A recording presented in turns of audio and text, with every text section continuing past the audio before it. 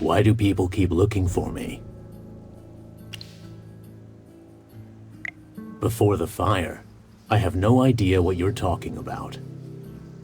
If you're here to interrogate me, just save your breath. I'm just a poor fisherman. Who would bother threatening someone like me? Of course not. Lord Franz is a generous man. He's even willing to help a penniless guy like me.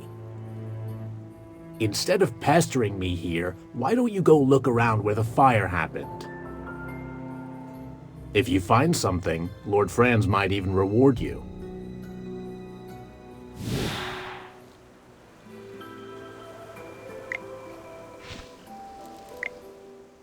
What happened? Who's that? You were talking to him for a long time. A fisherman. He knows something, but he doesn't want to talk. Oh no.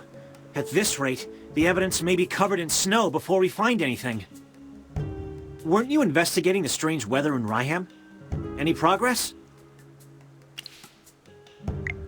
Do you think he knew you were investigating and is purposefully interfering? If so, someone else may have discovered your true identity. Along with the fire, it's possible that the falling snow was also part of their plan. What are you whispering about?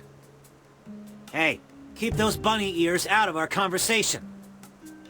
We don't have much time. Oh, I almost forgot.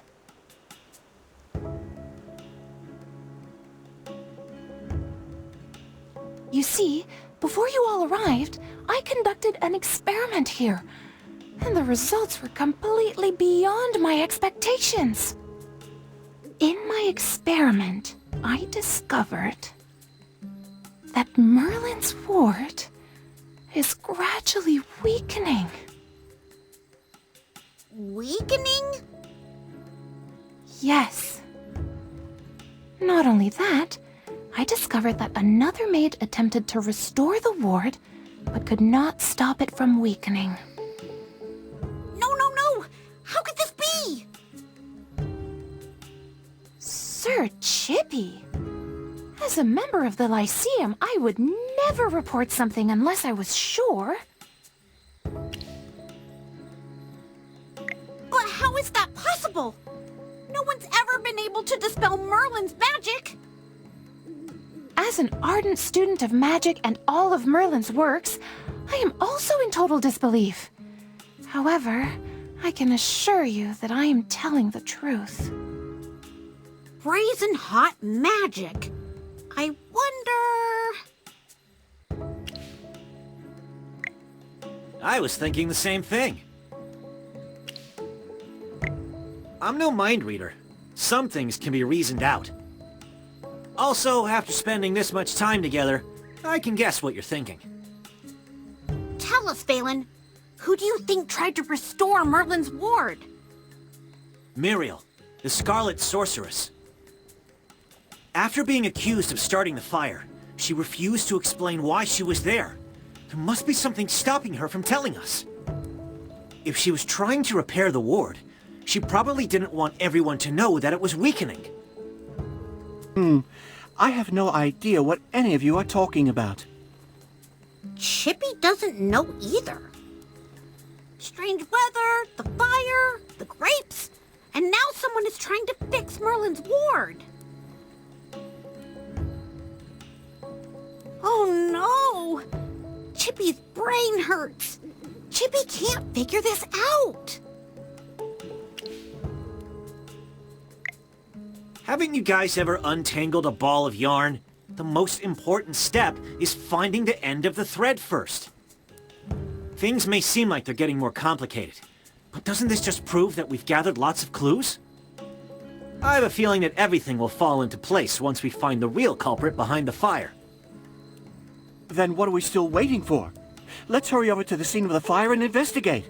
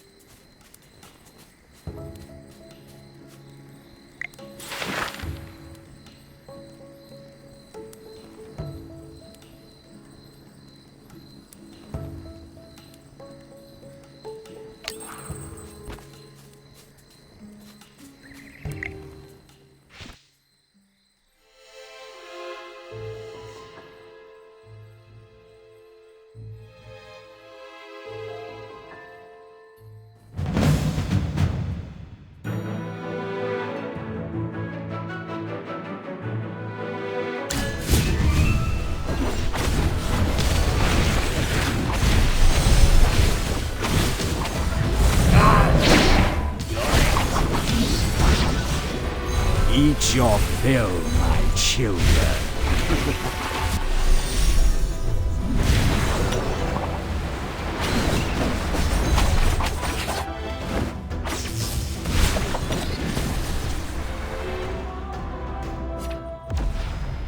The experiment was a total success.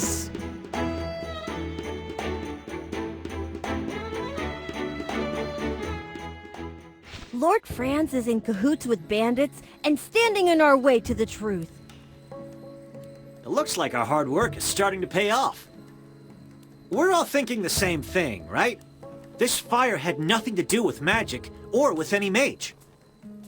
Although fire elementals did appear, it was after the fire started. The fire may have attracted them. Someone else sparked the fire before they showed up. The real culprits were those people we saw in Southville before, Lord Franz's henchmen. Disguised as locals, they infiltrated the village and set fire to the wheat. The villagers already had a poor harvest due to the cold weather. If Lord Franz burned that wheat, then what are the villagers supposed to sell? That's their only source of income. I can't believe he would resort to such underhanded means just to force Northville to plant his grapes.